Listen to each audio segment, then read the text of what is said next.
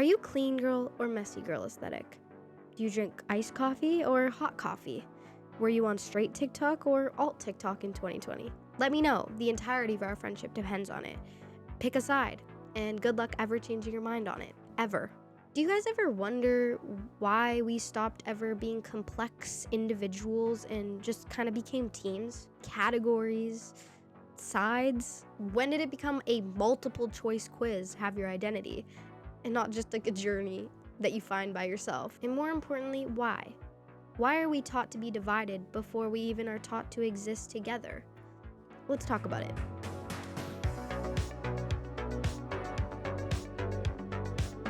From the second that we're old enough to hold a crayon, we're being sorted into these boxes. Are you a quiet kid? Are you a loud kid? Are you a smart kid? Are you a dumb kid? Are you a girly girl? Are you a tomboy? Are you the mathlete? Or are you the kid that just snorts glue at the back of the class? All split up into different sections of our little world, even if it was just our first grade classroom. I remember I had a friend that was told he was gifted in grade school.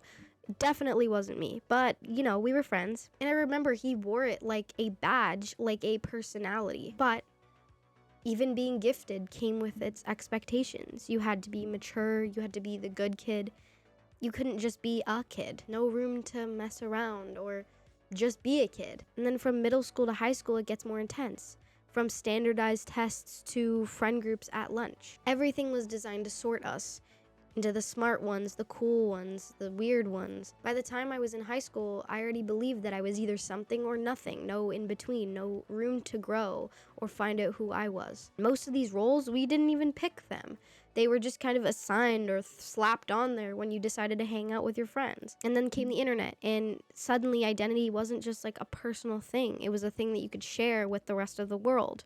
It decides which side of TikTok you're on, or the community that you have on Twitter, or, the friends that you have on Snapchat and Facebook and all of those. When you're online, everything is like a genre or a subgenre.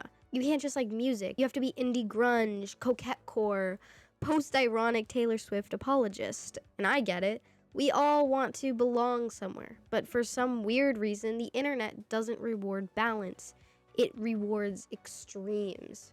The algorithm doesn't say, who are you really?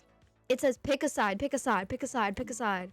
And what's wild is how easy that we'll argue with strangers over the dumbest stuff. Like you will die on your opinionated hills. Meanwhile, we're too exhausted to talk about the actual stuff. Like housing, climate, loneliness. Now, we're not just divided by taste, and we choose to judge people on the most trivial stuff. Playlists, salad dressing, your sweater, anything becomes symbolic. Because you're not just someone who shops at Whole Foods, you're a liberal elite. And the more fractured we are, the more specific they can sell to us. Every micro label becomes a new market. Your suffering becomes data. We've stopped seeing people and started seeing labels. And once someone is the other, they're disposable, easier to dismiss, easier to hate. And outrage is addictive. It's thrilling to be right. It's intoxicating to dunk on someone all day. But somewhere in that noise, we stopped asking, what if we're both a little right and both a little wrong? And capitalism, like I said in my last video, doesn't just like our insecurities. It relies on them. You think they're selling you a moisturizer? No, they're selling you a better version of yourself, a more acceptable version. We are literally living in the Hunger Games, guys. I don't know what to tell you. We are living in the Hunger Games. And I am Effie Trinket if we are claiming characters. That is me. And the cost of all this is us. As a whole. Our piece.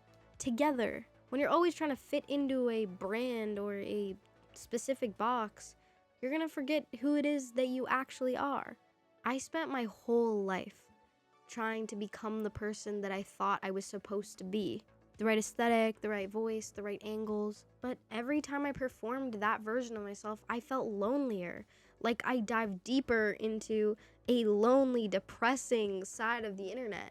I'm a sad girl who watches horror movies to feel better. I believe in soulmates, and I can't wait to get married. I love silence, but I talk too much. I want to be left alone, but I desperately also really want to be around the people that I love. Tell me who you are in one sentence, and watch how many people say, wait, me too.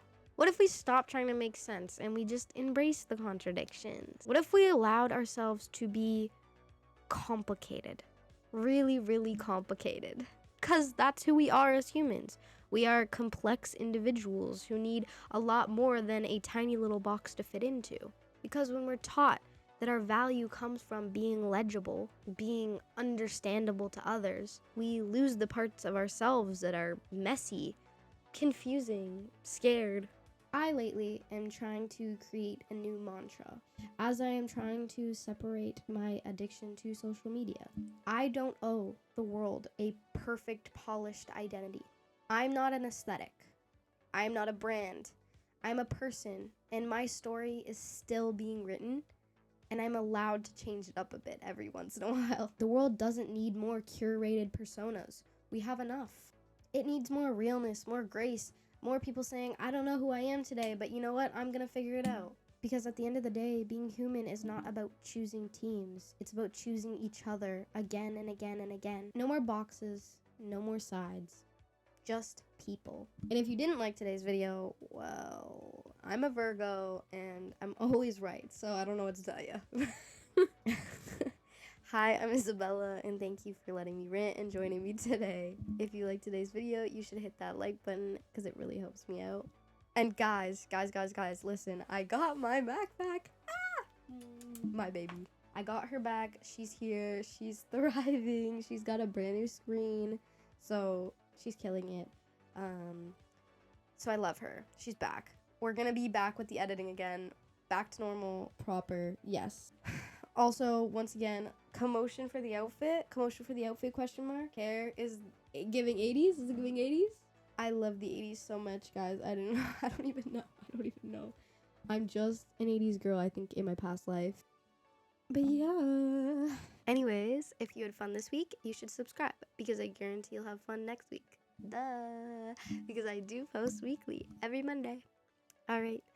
Lovely to see you. See you next week.